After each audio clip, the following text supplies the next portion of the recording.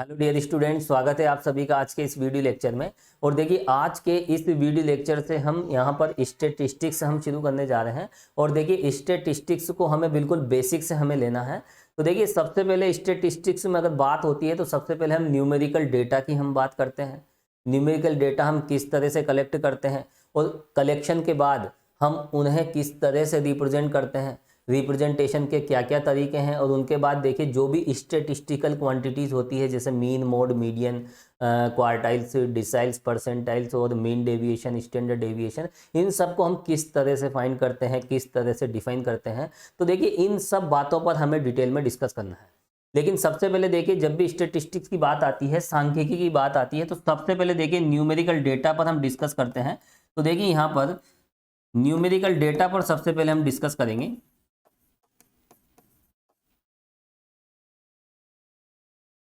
संख्यात्मक आंकड़े।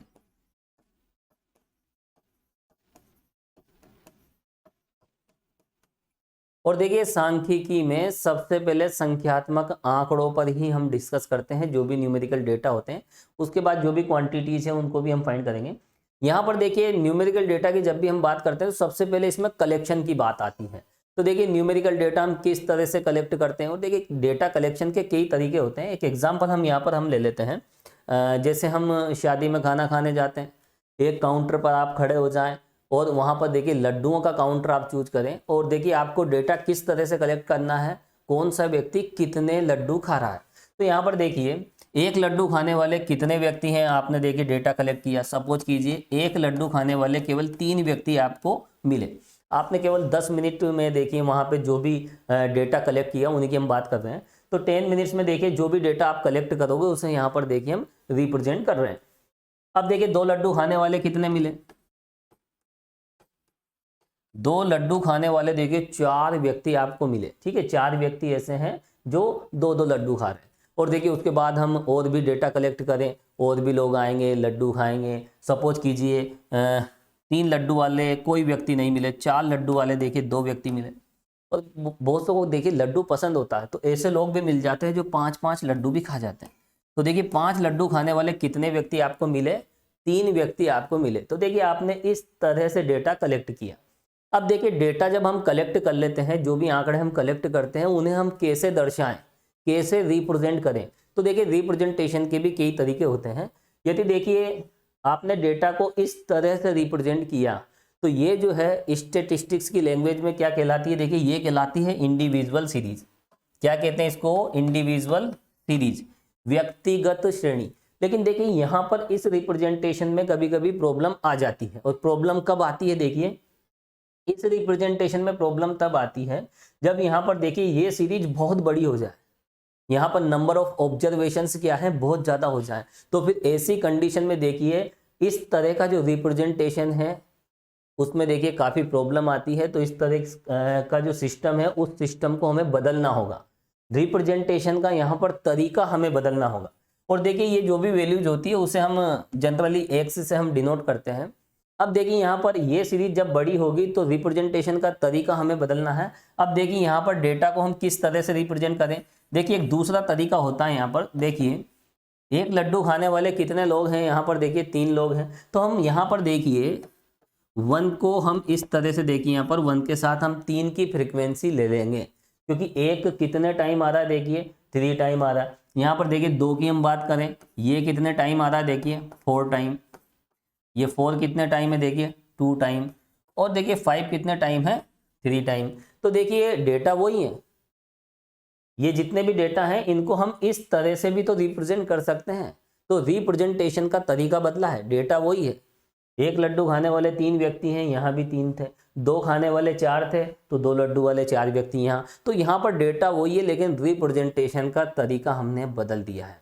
और देखिए रिप्रेजेंटेशन बहुत इंपॉर्टेंट होता है। जो भी न्यूमेरिकल डेटा होते हैं सबसे पहले हम उन्हें रिप्रेजेंट करते हैं, और उसके बाद देखिए जो भी रिजल्ट हमें निकालने हैं इन डेटा के बेस पे वो आगे हम देखेंगे। और देखिए रिप्रेजेंटेशन हम एब्स्ट्रैक्ट एलजेब्रा या सिंपली एलजेब्रा जो होती है, एलजेब्रा में भी देखिए रिप्रेजेंटेशन करते हैं। वहाँ पर देखिए जो सेट होते हैं, सबसे पहले हम सेट देखते हैं, समुच्चय हम देखते हैं।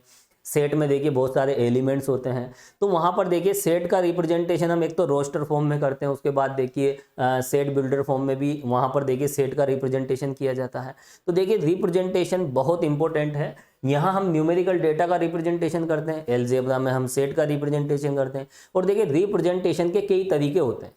तो यहाँ पर देखिए ये जो डेटा है इनको हम इस तरह से भी रिप्रेजेंट कर सकते हैं।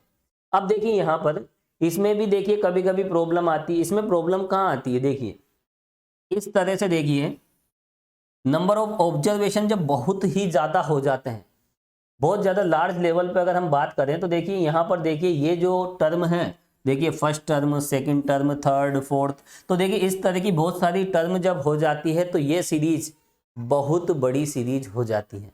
फिर यहाँ पर हम क्या करते हैं, देखिए यहाँ पर हम ग्रुप वाइज हम यहाँ पर डेटा कलेक्ट करते हैं, ग्रुप वाइज डेटा रिप्रेजेंट करते हैं। देखिए ग्रुप किस तरह से बनाए जाते हैं, जैसे 1 से 5, फिर 5 से 10, 10 to 15। तो देखिए इस तरह से यहाँ पर हम क्लास इंटरवल हम बना लेते हैं, 1 से लेकर 5 तक, है ना। 1 से 5 लड्डू खाने वाले कितने लोग हैं, फिर 5 से 10 खाने वाले कितने हैं। तो यहाँ पर देखिए डेटा को हम इस तरह से भी देखिए रिप्रेजेंट कर सकते हैं। और उसके साथ देखिए 1 से 5 तक की जो फ्रीक्वेंसी है, देखिए 3, 2, 5 और 4 कितनी हो गई, ये 9 और ये 12। इसी तरह से देखिए हमने और भी इस सीरीज को आगे बढ़ाएंगे, तो देखिए यहाँ पर 5 से 10 लड्डू खाने वाले सपोज कीजिए कितने हैं, देखिए 110 लोग हैं, और 10 से 15 खाने वाले सपोज कीजिए केवल इतने हैं।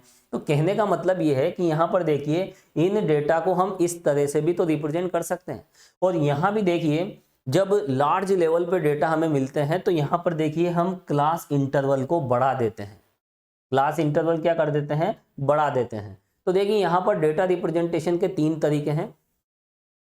इस तरह का जो सिस्टम है उसे हम कहते हैं इंडिविजुअल सीरीज, व्यक्तिगत श्रेणी। अगर डेटा इस तरह से रिप्रेजेंट किए जाएं तो उसे हम कहेंगे डिस्क्रीट फ्रीक्वेंसी डिस्ट्रीब्यूशन।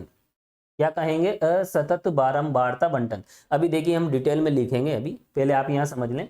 तो ये वाला जो सिस्टम है रिप्रेजेंटेशन का, ये जो तरीका है उसको हम क्या कहते हैं, डिस्क्रीट फ्रीक्वेंसी डिस्ट्रीब्यूशन। यहाँ पर देखिए एक्स की जो वैल्यूज है, एक्स की वैल्यूज को देखिए यहाँ पर हमने एक्स की जितनी भी वैल्यूज है उनको देखिए हमने फ्रीक्वेंसी डिस्ट्रीब्यूट कर दी। हमने यहाँ पर एक्स के मानों को बारंबारताएं जो थी वो बांट दी, और इसीलिए हम क्या कहते हैं, इसको बारंबारता बंटन कहते हैं, फ्रीक्वेंसी डिस्ट्रीब्यूशन हम कहते हैं।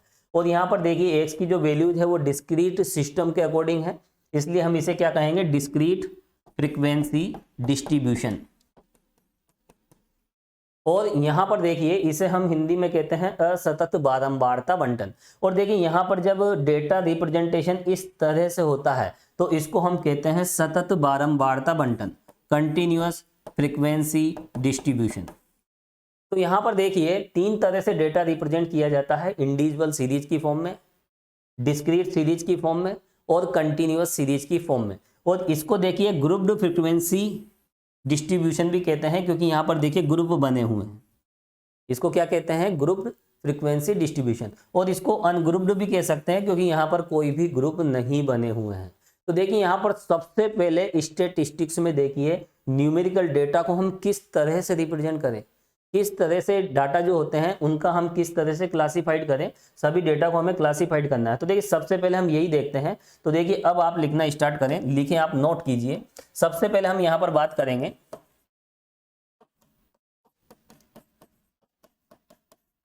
Classification of data. जो भी डेटा है उसको हम क्लासिफाइड करेंगे, आंकड़ों का वर्गीकरण हमें करना है और उन्हें रिप्रेजेंट करना है।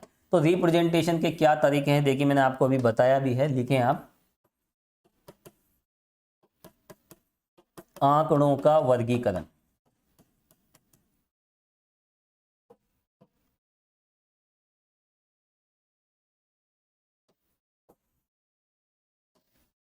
अब देखिए यहाँ पर जो रिप्रेजेंटेशन का तरीका है, सबसे पहले देखिए हमने किस फॉर्म में देखिए डेटा को रिप्रेजेंट किया था, इंडिविजुअल सीरीज। इसका जो सबसे पहला जो तरीका है वो है देखिए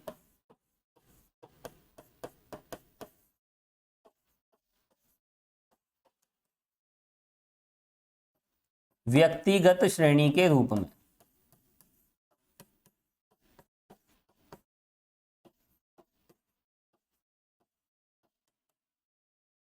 और देखिए व्यक्तिगत श्रेणी इंडिविजुअल सीरीज हम किस तरह से देखिए डेटा रिप्रेजेंटेशन करते हैं इसके अंतर्गत।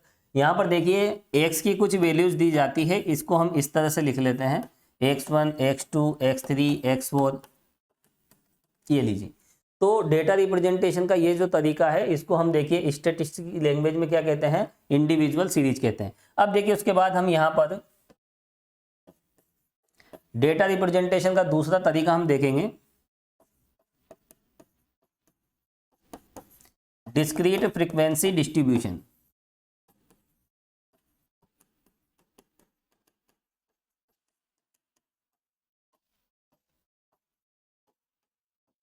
असतत बारंबारता बंटन।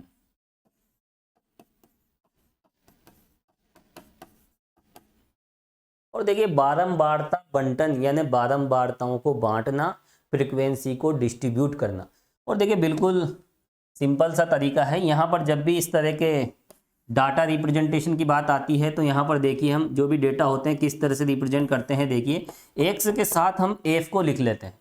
एक्स क्या है देखिए, जैसे x1 है, x2 है, x3 x4 है ना, और भी आगे हम देखिए इसको इस तरह से भी लिख सकते हैं। ये जो रिप्रेजेंटेशन का तरीका है उसको हम कहते हैं डिस्क्रीट फ्रीक्वेंसी डिस्ट्रीब्यूशन।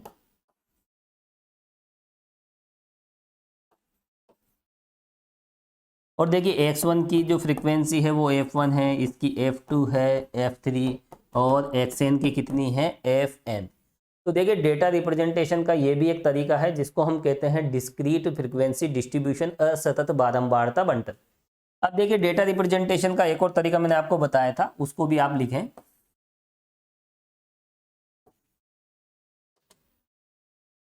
अगला जो तरीका है देखिए डेटा रिप्रेजेंट करने का वो है देखिए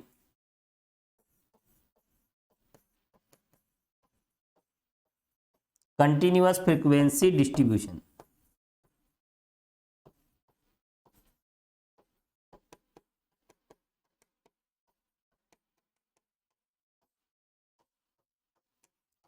सतत बारंबारता बंटन। और देखिए यहाँ पर डेटा रिप्रेजेंटेशन को हम क्यों ध्यान रखते हैं, क्योंकि देखिए डेटा रिप्रेजेंटेशन के बेस पर ही हम प्रोसेस अप्लाई करते हैं। देखिए जैसे हमें मीन मोड मीडियन हमें निकालना है तो देखिए जिस तरह का स्ट्रक्चर होगा उसी के अकॉर्डिंग देखिए हम प्रोसेस को फॉलो करेंगे। तो यहाँ पर ये बहुत इंपॉर्टेंट हो जाता है। अब देखिए कंटिन्यूअस फ्रीक्वेंसी डिस्ट्रीब्यूशन क्या होता है, देखिए वैसे मैं बता चुका हूँ। कुछ क्लास इंटरवल हम लेते हैं, जैसे 0 से 10, हम इसको देखिए इस तरह से ले लेते हैं। देखिए क्लास इंटरवल में देखिए 0 से 10 इस तरह से देखिए डेटा जब रिप्रेजेंट किए जाते हैं तो वो होता है देखिए कंटिन्यूअस फ्रीक्वेंसी डिस्ट्रीब्यूशन। और यहाँ पर उसकी जो भी फ्रीक्वेंसी होती है हम लिखेंगे। तो देखिए 0 से 10 में फ्रीक्वेंसी सपोज कीजिए 15, 10 to 20, 20 से 30,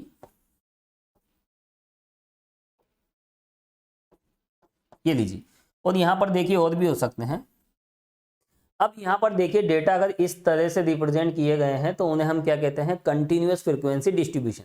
और यहाँ पर देखिए x की वैल्यू हम कैसे निकालते हैं, इन दोनों को हम आपस में ऐड करके 2 से डिवाइड कर देते हैं, है ना। तो x की वैल्यू भी हम यहाँ पर निकाल लेते हैं। तो देखिए छोटी क्लासेज में आपने ये सब देख रखा है।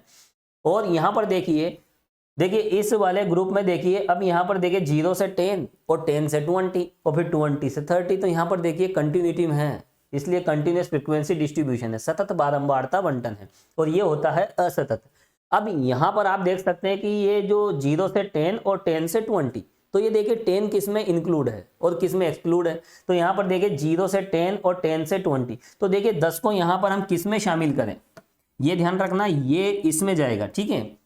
यहाँ पर क्लास इंटरवल का जो लास्ट पॉइंट होगा वो देखिए बिल्कुल बाद वाले में जाएगा। यार सीधी सी बात है, जो बाद वाला जो भी बाद वाली जो भी वैल्यू है वो बाद वाले में ही हम काउंट करेंगे, ठीक है। तो यहाँ पर देखिए 10 किस में शामिल है, 10 इसमें शामिल है, ये 20 किस में शामिल है, इस वाले ग्रुप में शामिल है। तो एक बहुत छोटी सी बात है, ठीक है। तो यहाँ पर देखिए हम इस तरह से समझ सकते हैं, जैसे 50 से 100 है, तो ये जो 100 है ये इस ग्रुप में नहीं होगा, ये नेक्स्ट ग्रुप में चला जाएगा। चलिए, तो तो देखिए डेटा रिप्रेजेंटेशन के यहाँ पर 3 तरीके हैं। ये इंडिविजुअल सीरीज की फॉर्म में भी हो सकता है, डेटा रिप्रेजेंटेशन देखिए डिस्क्रीट सीरीज में भी हो सकता है, और डेटा रिप्रेजेंटेशन कंटिन्यूअस सीरीज में भी हो सकता है। और इसको देखिए अनग्रुप्ड भी कहते हैं और इसको ग्रुप्ड फ्रीक्वेंसी डिस्ट्रीब्यूशन भी कहते हैं। चलिए ये तो रही देखिए डेटा रिप्रेजेंटेशन की बात। अब देखिए यहाँ पर इन डेटा के बेस पे हम क्या निकालते हैं, स्टेटिस्टिकल क्वांटिटीज हम निकालते हैं। सांख्यिकी की जो राशियां होती है वो हमें फाइंड करना है। तो देखिए स्टेटिस्टिकल क्वांटिटीज में क्या क्या हमें देखना होता है।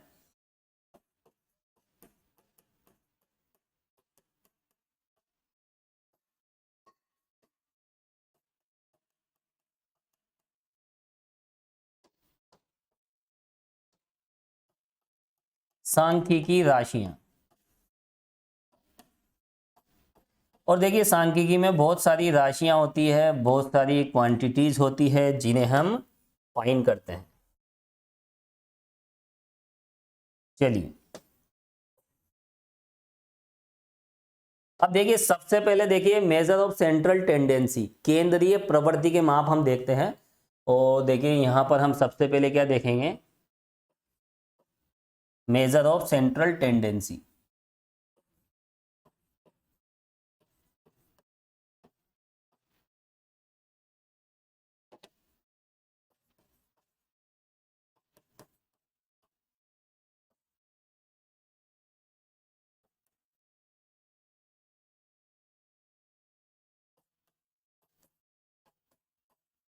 केंद्रीय प्रवृत्ति के माप।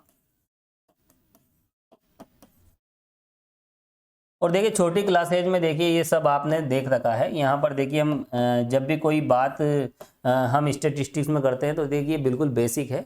और कोई भी टॉपिक हम स्टार्ट करें तो सबसे पहले देखिए उसके जो बेसिक कॉन्सेप्ट्स होते हैं उन पे हमें फोकस करना होता है, ये बहुत इंपॉर्टेंट है।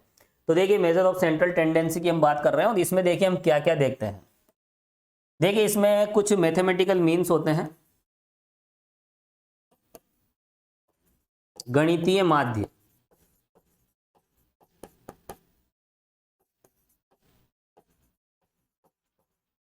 और देखिए यहां पर कुछ पोजीशन से रिलेटेड मीन भी होते हैं।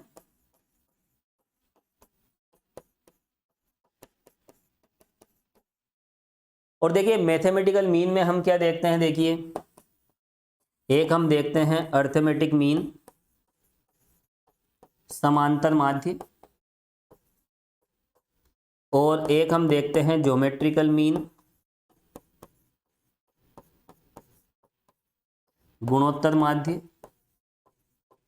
और देखिए एक हम देखते हैं हार्मोनिक मीन।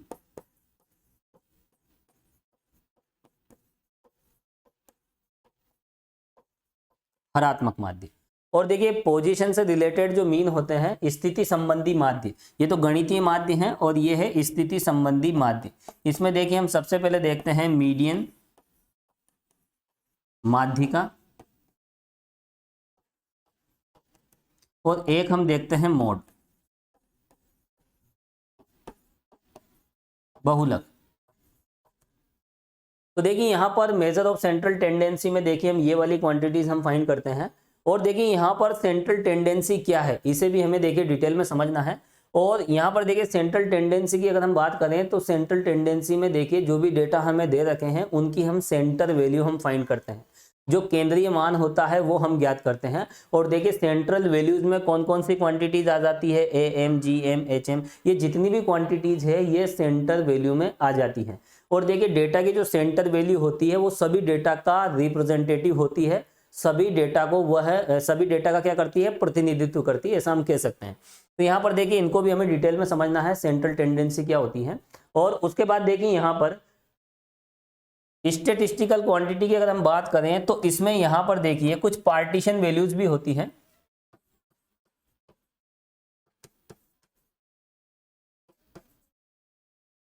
विभागकारी मान,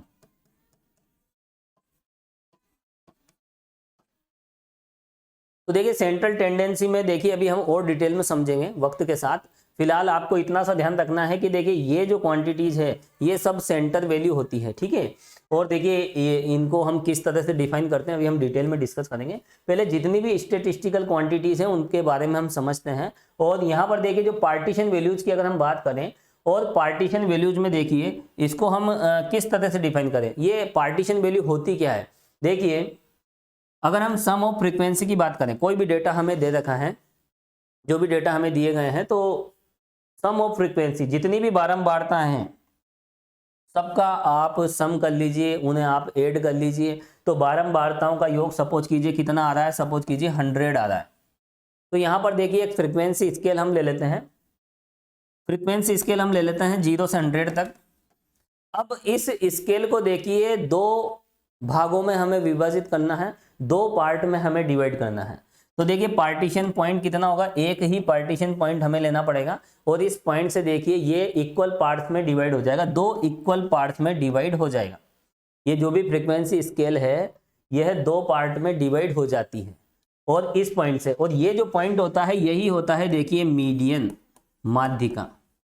ये जो पॉइंट होता है ये क्या होता है, देखिए माध्यिका। तो यहाँ पर देखिए ये जो मीडियन होती है ये एक पार्टीशन वैल्यू ही होती है, पार्टीशन वैल्यू का काम करती है। और जो माध्यिका होती है संपूर्ण बारंबारताओं को दो भागों में विभाजित कर देती है। इस तरह से जितनी भी बारंबारताएं हैं उनको दो भागों में विभाजित करने का काम कौन करती है, माध्यिका। अब देखिए हमें 4 भागों में बांटना है, 4 इक्वल पार्ट्स करने हैं। तो देखिए वहाँ भी कुछ स्टेटिस्टिकल क्वांटिटीज होगी जिन्हें हम क्या कहते हैं, क्वार्टाइल्स कहते हैं। तो 4 भागों में बांटने का काम कौन करेगा, देखिए क्वार्टाइल्स करेंगे, जिन्हें हम हिंदी में कहते हैं चतुर्थक। तो देखिए यहाँ पर विभागकारी मानों में सबसे पहले हम बात करते हैं देखिए क्वार्टाइल्स की। इसमें हमें क्या देखना है, देखिए क्वार्टाइल्स हमें देखने हैं चतुर्थक। और देखिए क्वार्टाइल्स का क्या काम है, देखिए 4 भागों में यहाँ पर देखिए जितनी भी फ्रीक्वेंसी है उनको देखिए 4 इक्वल पार्ट्स में डिवाइड कर देते हैं। ये इसके 4 पार्ट करने हैं। अब देखिए अगर हमें 4 पार्ट करने हैं, 4 भाग करने हैं इसके, तो यहाँ पर देखिए कितने कट लगाने पड़ेंगे, कितने पार्टीशन पॉइंट्स हमें लेने पड़ेंगे, देखिए 3 पार्टीशन पॉइंट्स हमें लेने पड़ेंगे। और देखिए किसी भी लाइन को देखिए अगर 4 पार्ट्स में डिवाइड करना है तो देखिए हमें 3 जगह कट लगाना पड़ेगा, कॉमन सी बात है। तो 3 पार्टीशन पॉइंट देखिए इस पूरी फ्रीक्वेंसी स्केल को 4 पार्ट में डिवाइड कर देंगे। अब देखिए ये हो जाएगा देखिए पहला पार्ट, ये दूसरा, ये तीसरा और ये चौथा पार्ट। और ये देखिए ये सभी पार्ट जो है ये इक्वल है, इक्वल पार्ट्स हैं ये। अब यहाँ पर देखिए ये जो पार्टीशन पॉइंट होगा यहाँ पर जो भी x की वैल्यू एग्जिस्ट करेगी वो होगी देखिए Q1 यानी क्वार्टाइल फर्स्ट। यहाँ जो भी x की वैल्यू होगी वो हो जाएगी देखिए Q2 और यहाँ जो भी x की वैल्यू होगी इस पार्टीशन पॉइंट पे ये हो जाएगी देखिए Q3। तो यहाँ पर देखिए इस स्केल पे जो भी करस्पॉन्डिंग x की वैल्यू होगी उन्हीं को हम क्या कहते हैं, क्वार्टाइल्स हम कहते हैं। तो क्वार्टाइल्स का क्या काम है, देखिए फ्रीक्वेंसी स्केल को जितनी भी फ्रीक्वेंसी है उनको देखिए 4 पार्ट में वो डिवाइड कर देता है। चारों पार्ट क्या होते हैं, इक्वल होते हैं। अब देखिए उसके बाद हम देखिए अगर हम 10 भाग करना चाहें, हम 10 पार्ट्स करना चाहें तो देखिए 10 पार्ट्स किससे होंगे, 10 भाग करने का काम कौन करेगा, वो करेगा देखिए डिसाइल्स, दशमक। तो देखिए दशमक जो होता है संपूर्ण बारंबारताओं को 10 भागों में बांटने का काम करता है। अब देखिए 10 भागों में बांटना है, यहाँ पर देखिए टोटल 10 भाग हमें करने हैं, 10 पार्ट्स करने हैं। तो देखिए यहाँ पर देखिए कितने पार्टीशन पॉइंट लेने पड़ेंगे, हमें 9 पार्टीशन पॉइंट लेने पड़ेंगे। कितने लेने पड़ेंगे, 9। वो क्या हो जाएंगे देखिए D1 से लेके D9 तक। और देखिए 10 इक्वल पार्ट्स करने हैं तो देखिए हमें जो पार्टीशन पॉइंट्स लेने हैं वो कितने लेने हैं, टोटल 9 तो हमें लेने ही पड़ेंगे।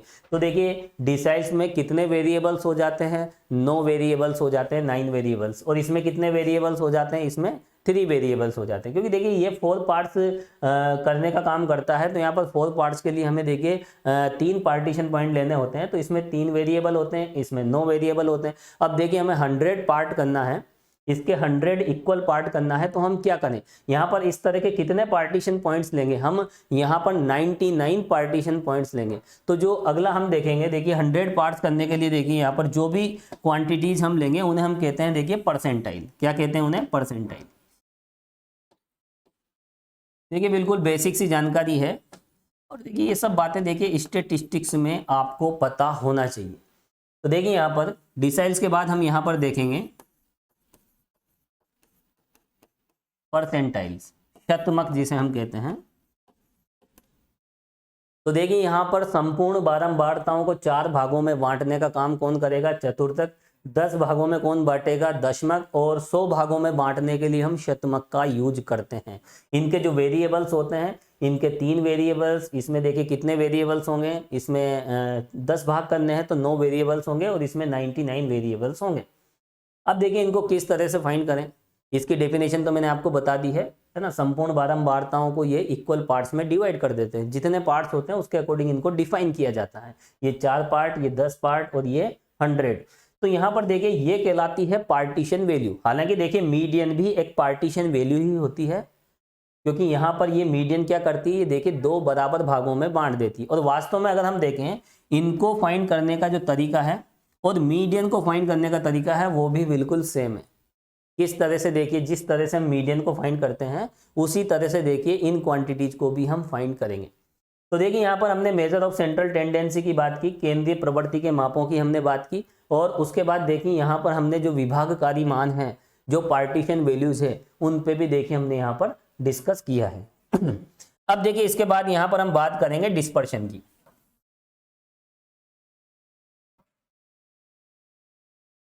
तो देखिए ये तो है देखिए पार्टीशन वैल्यू।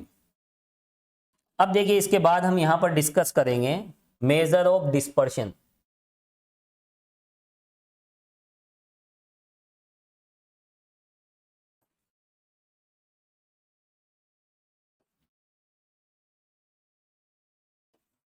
विक्षेपण के माप।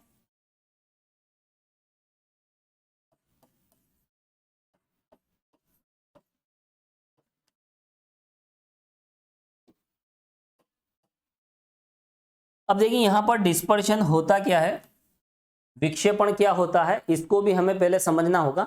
देखिए यहाँ पर हम सेंट्रल वैल्यू की अगर हम बात करें, ये जितनी भी सेंट्रल वैल्यूज है ये सब सेंट्रल वैल्यूज ही होती है। और देखिए इन सेंट्रल वैल्यूज को यहाँ पर देखिए हम किस तरह से डिफाइन करते हैं, और ये मैं बता चुका हूँ। और देखिए 1 मिनट, यहाँ पर हम आ जाते हैं, ये लीजिए। तो सबसे पहले देखिए हम सेंट्रल वैल्यू की बात करेंगे, उसके बाद देखिए डिस्पर्शन पे भी हम चलेंगे। ये है देखिए ये जितनी भी वैल्यूज है ये सब सेंट्रल वैल्यू कहलाती है स्टैटिस्टिक्स की लैंग्वेज में। अब देखिए ये सेंट्रल वैल्यू क्यों कहलाती है, सेंट्रल टेंडेंसी में ये हम इन सबको क्या कहते हैं, सेंट्रल वैल्यू कहते हैं। और क्यों कहते हैं, देखिए जब भी हम देखिए कोई डेटा हमें दे रखा है और जब उन डेटा से हम ये वैल्यूज हम फाइंड करते हैं तो देखिए वो सेंटर में मिलती है। कहाँ एग्जिस्ट करती है, सेंटर वाले पोर्शन में एग्जिस्ट करती है। जितनी भी क्वांटिटीज है वो सेंटर वाले पोर्शन में ही एग्जिस्ट करती है। और ये जितनी भी सेंटर वैल्यू होती है, ये जितने भी डेटा हमें दे रखे हैं उनका प्रतिनिधित्व करती है, उनको रिप्रेजेंट करती है। एक एग्जाम्पल मैं आपको बता देता हूँ। जैसे हम कोई अर्थमेटिक मीन हम ले लेते हैं, समांतर माध्य हम ले लेते हैं। अब यहाँ पर आप इसका एक एग्जाम्पल यहाँ पर देखें।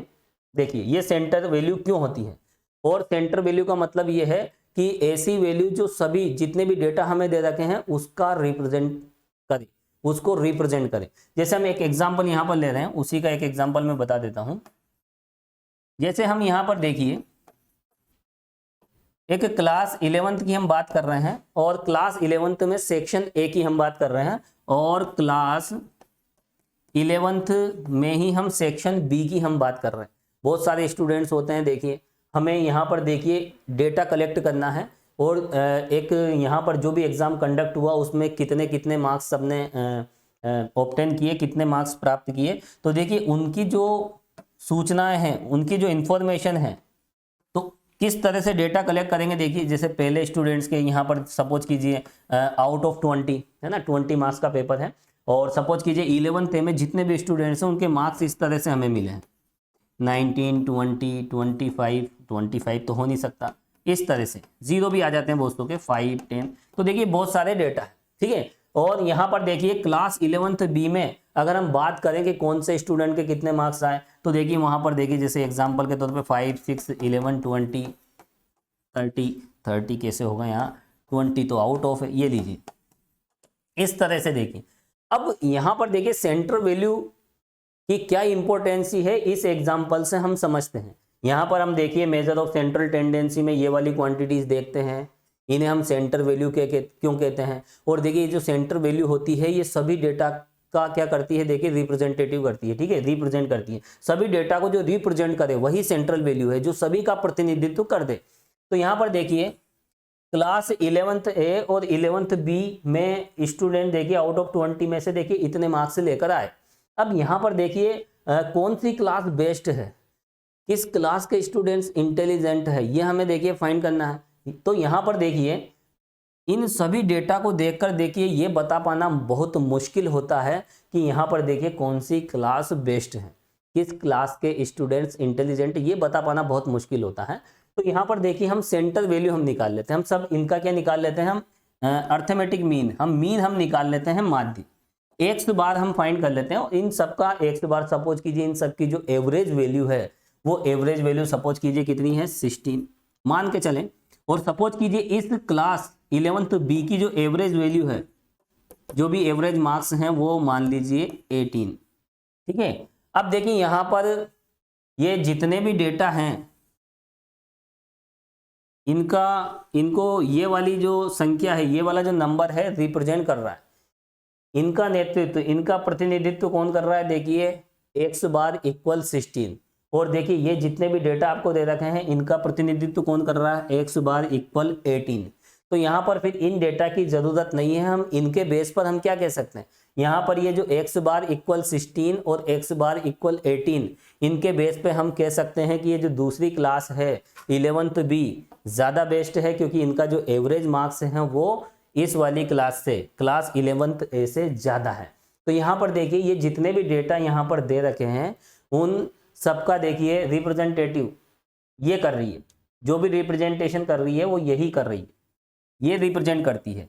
ये जितने भी डेटा है उसको कौन रिप्रेजेंट कर सकती है, एक्स बार इक्वल 16, और ये जितने भी डेटा है उनको कौन रिप्रेजेंट कर सकती है यहाँ पर एक्स बार, यानी इनकी जो भी वैल्यू है वो इनके द्वारा डिफाइन की जा सकती है। तो देखिए सेंटर वैल्यू की यही विशेषता होती है, सेंटर वैल्यू क्या करती है, जो केंद्रीय मान होते हैं वो संपूर्ण सूचनाओं का क्या करते हैं, प्रतिनिधित्व करते हैं। तो यहाँ पर देखिए कॉमन सी बात है, तो डेटा में देखिए कंपेयर करना है तो देखिए सेंटर वैल्यू बहुत इंपॉर्टेंट होती है और सभी का वो प्रतिनिधित्व भी करती है, उनके बेस पर हम बता सकते हैं कि डेटा किस तरह का है, कौन सा बेस्ट है और कौन सा बेस्ट नहीं है।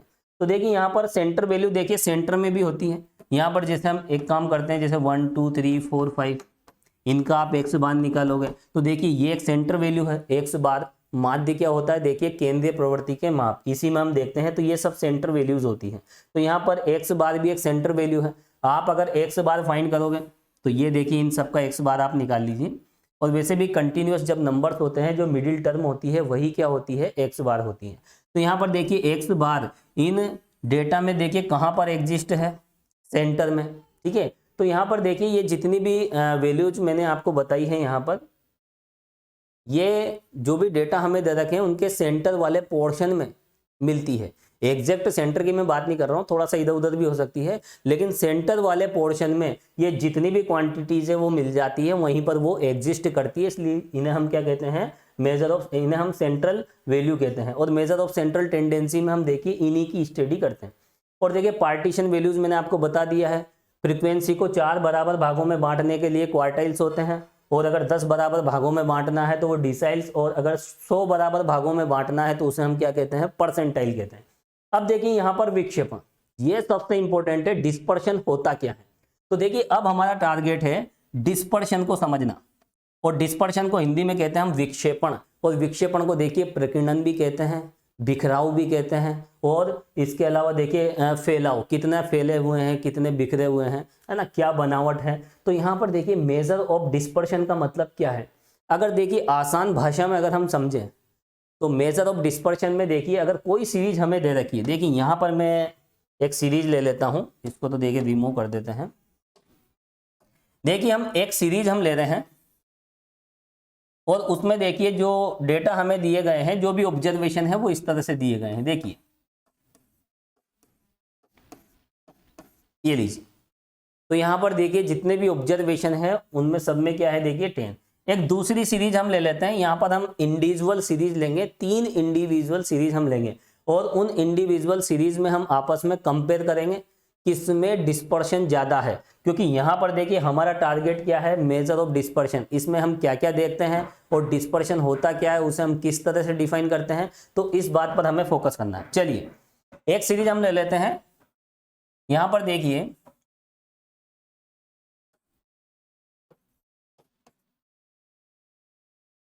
ये लीजिए। तो यहाँ पर जो दूसरी सीरीज है इंडिविजुअल सीरीज, उसमें देखिए इस तरह के ऑब्जर्वेशंस हैं। और एक और तीसरी सीरीज हम ले लेते हैं। देखिए यहाँ पर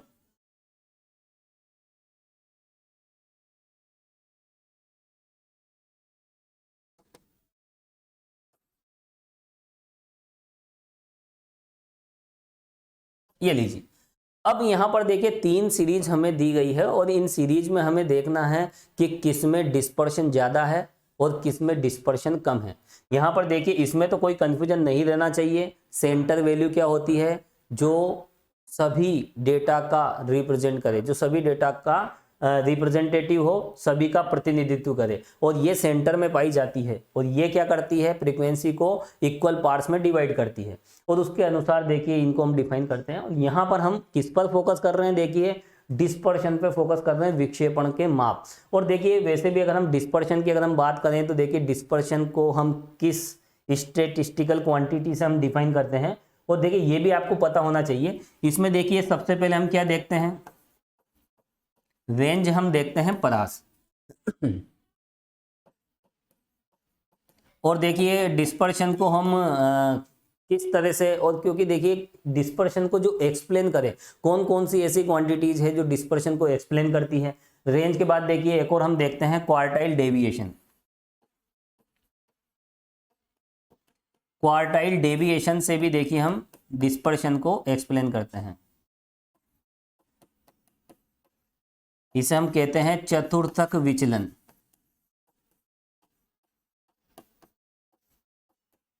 और देखिए यहां पर इसके बाद हम देखिए मीन डेविएशन भी हम देखते हैं।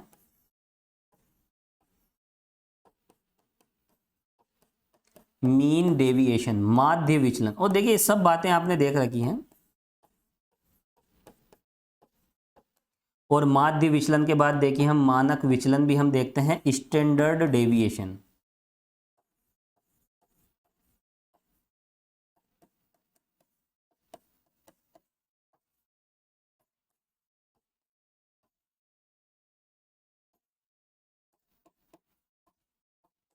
और उसके बाद देखिए हम देखते हैं वेरिएंस।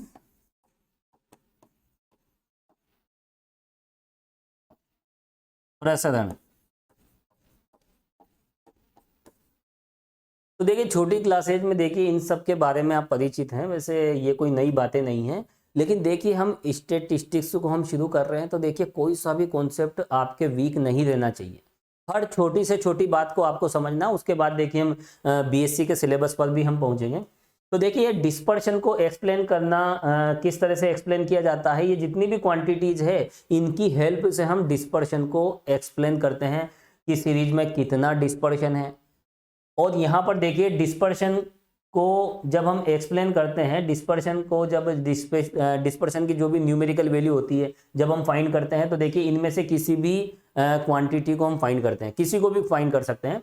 लेकिन क्या है देखिए जो सबसे अच्छे जो रिजल्ट दिए हैं डिस्पर्शन की, जो न्यूमेरिकल वैल्यू होती है, न्यूमेरिकल वैल्यू में जो सबसे ज़्यादा सॉलिड और जो सबसे बेस्ट रिजल्ट देती है वो है देखिए स्टैंडर्ड डेविएशन।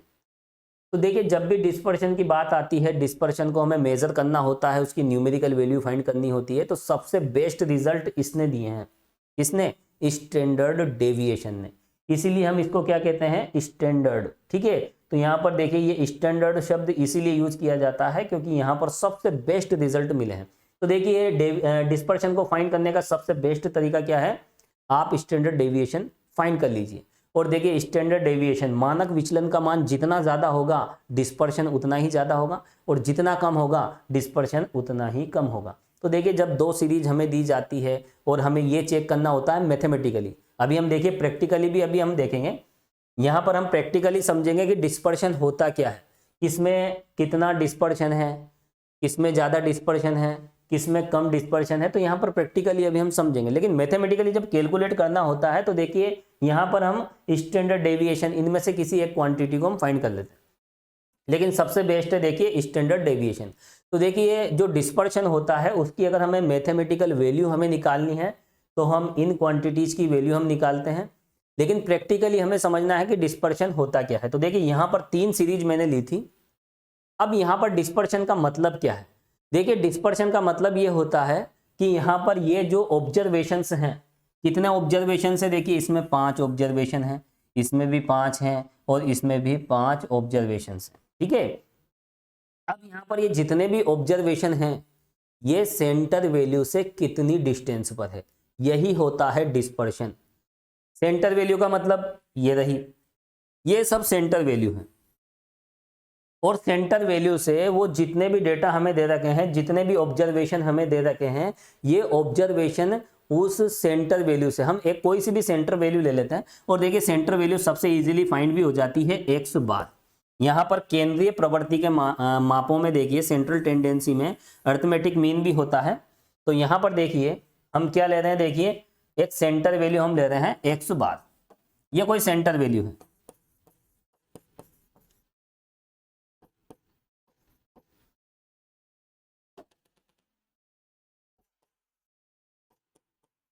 ये लीजिए, तो यहाँ पर देखिए एक सेंटर वैल्यू हमने ली x बार। हालांकि यहाँ पर आप मीन, मोड, मीडियन, बहुत सारी सेंटर वैल्यू जो होती है आप कोई सी भी ले सकते हो, लेकिन यहाँ पर देखिए x बार को कैलकुलेट करना आसान होता है। तो हम एक सेंटर वैल्यू ले रहे हैं, एक केंद्रीय मान जो कि समांतर माध्य है, मीन है। अब देखिए यहाँ पर तीनों सीरीज का हम सबसे पहले हम मीन निकालेंगे। देखिए यहाँ पर इसका आप x बार निकालें तो यहाँ पर देखिए इसका x बार क्या आएगा, देखिए सबको आप x बार निकालना बहुत आसान होता है, सिग्मा x अपॉन n। यहाँ पर देखिए sum of observation upon number of observation, ठीक है, राशियों का योग बटा राशियों की संख्या, सबका सम कीजिए तो 50 अपॉन 5 दैट इज 10। इन सबका समांतर माध्य कितना आएगा, देखिए 10 आएगा। अब देखिए ये वाली सीरीज हम ले लेते हैं, इसका समांतर माध्य कितना है, तो देखिए यहाँ पर ये हो जाएगा 44, 47, 49। इसका भी देखिए, इसका सम करें, इन्हें आपस में जोड़ें तो देखिए 50 आ रहा है, 50 अपॉन 5। इसका भी देखिए मीन क्या हो जाएगा, इसका भी माध्य कितना हो जाएगा 10। और यहाँ पर देखिए 30, 32 और यहाँ पर देखिए 32 और ये 35 और 5, ये तो 40 हो रहा है। तो यहाँ भी देखिए हमें बिल्कुल 50 लेना पड़ेगा क्योंकि तीनों का मीन हमें सेम करना पड़ेगा, तब जाकर देखिए डिस्पर्शन को समझना आसान होगा। चलिए यहाँ पर थोड़ा सा हम चेंजेस कर देते हैं, इसको हम यहाँ पर देखिए इसको 20 बना देते हैं, एक ही बात है, ठीक है। ये लीजिए, इसको मैंने यहाँ पर 20 बना दिया। अब आप इनको ऐड कीजिए तो देखिए ये हो गया 40 और ये देखिए 5, 3, 8 और 2 यानी 50। इन सबका सम कीजिए तो 50 आ रहा है और 50 डिवाइड बाई 5 तो हमें क्या मिलेगा, देखिए यहाँ पर 10।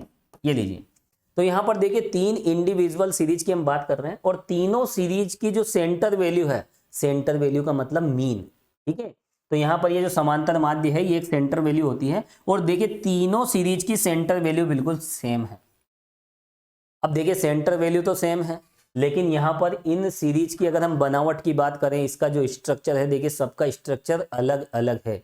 तो यहाँ पर जो सेंटर वैल्यू होती है उस डेटा स्ट्रक्चर के जो डेटा स्ट्रक्चर का जो डिस्पर्शन होता है, उस डिस्पर्शन को देखिए डिफाइन नहीं कर पाती है, क्योंकि यहाँ पर देखिए x बार सेंटर वैल्यू सेम है, लेकिन इनका जो स्ट्रक्चर है, इसकी जो बनावट है, इसमें जो डिस्पर्शन है वो अलग अलग है। अब देखिए यहाँ पर डिस्पर्शन होता क्या है, डिस्पर्शन की अगर हम बात करें तो देखिए सेंटर वैल्यू से जो डिस्टेंस होती है वो डिस्पर्शन होता है। तो देखिए सेंटर वैल्यू से कितनी डिस्टेंस है वो हमें यहाँ पर देखिए कैलकुलेट करना। देखिए ये रही सेंटर वैल्यू।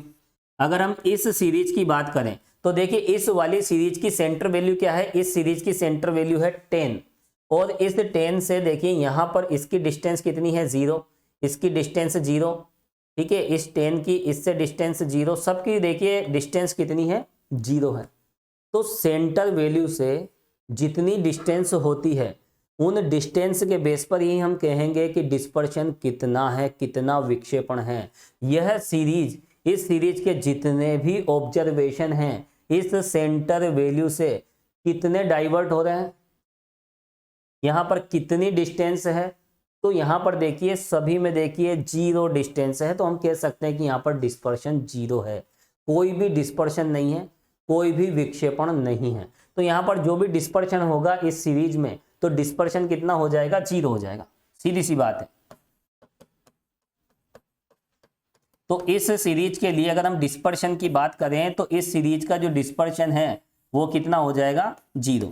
तो यहाँ पर जो भी विक्षेपण होगा वो 0 होगा। और विक्षेपण 0 क्यों है? क्योंकि ये जो सीरीज है सेंटर वैल्यू से विक्षेपित नहीं हुई, बिल्कुल देखिए 0 डिस्टेंस पे है।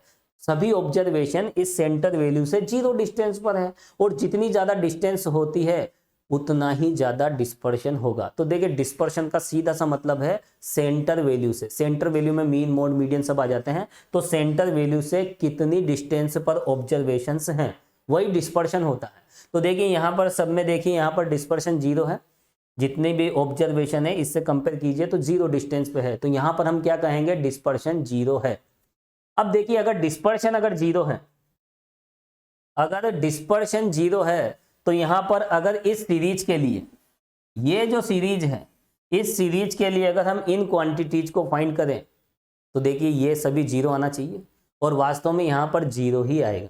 वो जो सीरीज है आप देखिए इस तरह से देखिए 10 10 10, ये 5 क्वांटिटीज हैं, 5 ऑब्जर्वेशन हैं, और इनका आप इनकी रेंज आप निकालें, क्वार्टाइल्स निकालें, क्वार्टाइल डेविएशन निकालें, मीन डेविएशन, माध्य विचलन, मानक विचलन, प्रसरण, आप कोई सी भी क्वांटिटी इनके लिए कैलकुलेट कीजिए तो 0 ही आएगी, क्योंकि यहाँ पर इस सीरीज में डिस्पर्शन कितना है? 0 है। और ये जितनी भी क्वांटिटीज है ये डिस्पर्शन की जो मैथमेटिकल वैल्यू होती है उनको रिप्रेजेंट करती है।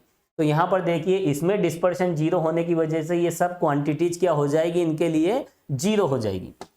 तो आप चाहे तो निकाल के देख लीजिए इन सभी का मानक विचलन, माध्य विचलन, प्रसरण, परास, है ना, ये जितनी भी क्वांटिटीज है सब 0 ही आएगी, क्योंकि सेंटर वैल्यू से कितनी डिस्टेंस पर है? ये सेंटर वैल्यू है, और इस सेंटर वैल्यू से ये जो सीरीज है इसके जो ऑब्जर्वेशन है वो 0 डिस्टेंस पर। चलते हैं हम दूसरी सीरीज पर। अब देखिए यहां पर ये दूसरी सीरीज है, देखिए यहां पर ये है सेंटर वैल्यू, इनका जो मीन है, मीन सेंटर वैल्यू होती है, माध्य क्या होती है? Centre value. अब इस सेंटर वैल्यू से देखिए ये जितने भी नंबर्स हैं ये कितनी डिस्टेंस पर है? देखिए ये कितनी 9 डिस्टेंस पे है, ये वाला एलिमेंट 9 की डिस्टेंस पे है, और देखिए ये कितना 8 डिस्टेंस पर है, और ये वाला एलिमेंट 7 पे है, और ये वाला देखिए 6 की डिस्टेंस पे, और ये वाला देखिए 30 की डिस्टेंस पे। अब देखिए हम थर्ड सीरीज की बात करें तो यहाँ पर देखिए 10 10, इससे जो भी डिस्टेंस है वो हम यहाँ पर लिख रहे हैं, और इसकी जो डिस्टेंस है 7 और इसकी डिस्टेंस कितनी है 5। अब यहाँ पर देखिए डिस्टेंस किसकी ज़्यादा है? तो आप यहाँ पर देख सकते हैं ये दूसरी सीरीज है। देखिए आप इन डिस्टेंस को आप आपस में ऐड करें, इन सभी डिस्टेंसेज को आप जोड़ के देखें, तो जिसमें ज़्यादा डिस्टेंस आएगी तो देखिए उसमें डिस्पर्शन भी उतना ही ज़्यादा होगा। यहाँ पर वैसे दिख रहा है देखिए क्लियर, इसमें देखिए यहाँ पर कितनी डिस्टेंस पे, इस सेंटर वैल्यू से देखिए 30 की डिस्टेंस पे है, तो यहाँ पर देखिए इसमें डिस्पर्शन ज़्यादा है, और इसमें डिस्पर्शन देखिए थोड़ा सा कम है, और इसमें तो डिस्पर्शन ही 0 है, क्योंकि सेंटर वैल्यू से ये जितने भी ऑब्जर्वेशन है वो 0 डिस्टेंस पे। तो देखिए डिस्पर्शन का मतलब यही है कि सेंटर वैल्यू से जितने भी ऑब्जर्वेशन हैं वो सेंटर वैल्यू से कितनी डिस्टेंस पर होते हैं। जितनी ज़्यादा डिस्टेंस होगी डिस्पर्शन उतना ही ज़्यादा होगा, और जितनी कम डिस्टेंस होगी डिस्पर्शन उतना ही कम होगा। और अगर डिस्टेंस अगर 0 हो जाए सभी ऑब्जर्वेशन की उस सेंटर वैल्यू से, तो फिर वहाँ पर देखिए जो डिस्पर्शन है वो कितना हो जाएगा? 0 हो जाएगा। और इस वजह से देखिए जो इनका जो मानक विचलन है, माध्य विचलन है, रेंज है, ये जितनी भी क्वांटिटीज है सबकी वैल्यू कितनी आएगी? 0 आएगी। तो देखिए डिस्पर्शन को आपने समझ लिया है, कहीं कोई कंफ्यूजन नहीं होना चाहिए, काफ़ी डिटेल में मैंने बता दिया है। तो देखिए स्टैटिस्टिकल क्वांटिटीज़ में देखिए हम ये सब फाइंड करते हैं, ये सेंटर वैल्यू होती है, ये पार्टीशन वैल्यूज़ होती है, और ये डिस्पर्शन की मैथमेटिकल वैल्यू, इससे देखिए हम निकाल सकते हैं जो भी वैल्यू होती है। और डिस्पर्शन क्या होता है उस पर भी हम डिस्कस कर चुके हैं। तो देखिए स्टूडेंट्स स्टैटिस्टिक्स में सबसे पहले इन पे हमने फोकस किया है, और देखिए नेक्स्ट वीडियो में देखिए हमारा टारगेट रहेगा कि यहाँ पर देखिए इन सबको हम किस तरह से फाइंड करें, AM, GM, और यहाँ पर देखिए ये HM है, हार्मोनिक मीन है, थोड़ा सा आप लिख लें इस तरह से हार्मोनिक मीन। तो देखिए यहाँ पर arithmetic mean, geometric mean, harmonic mean, ये सब सेंट्रल वैल्यूज है। उसके बाद मीडियन मोड, हालांकि सब आप जानते हैं, छोटी छोटी बातें हैं, लेकिन देखिए छोटी छोटी बातों को भी ध्यान रखना पड़ता है। क्वार्टाइल्स कैसे फाइंड करते हैं, डिसाइल्स, परसेंटाइल्स, और mean deviation, standard deviation, range, तो देखिए इन सब क्वांटिटीज को हम किस तरह से देखिए हम फाइंड करेंगे, तो देखिए नेक्स्ट वीडियो लेक्चर में हमारा देखिए यही टारगेट होगा। उसके बाद देखिए हम तीसरे वीडियो लेक्चर से देखिए बीएससी के सिलेबस पर हम पहुंचेंगे, और वहां पर देखिए सबसे पहले हमें देखना है मोमेंट्स, कर्टोसिस और स्क्यूनेस। जो भी देखिए जो सिमेट्रिक कर्व होता है उसमें कितनी स्क्यूनेस है, कितनी विषमता है, और उसमें देखिए जो भी कर्टोसिस है ये कितना, देखिए यहाँ पर कितना कॉर्नर शेप बना हुआ है, कितनी शार्पनेस है, तो वो देखिए कर्टोसिस में हम देखेंगे। तो देखिए मोमेंट भी हमें देखने हैं, और यहाँ पर देखिए जो मोमेंट्स होते हैं उनके बेस पर देखिए ये जो भी क्वांटिटीज है हम फाइंड कर लेते हैं। तो देखिए डिटेल में हमें बहुत कुछ देखना है स्टैटिस्टिक्स में। तो देखिए स्टूडेंट्स फिलहाल आज के वीडियो में इतना ही, नेक्स्ट वीडियो में हम फिर मिलेंगे। Thank you so much.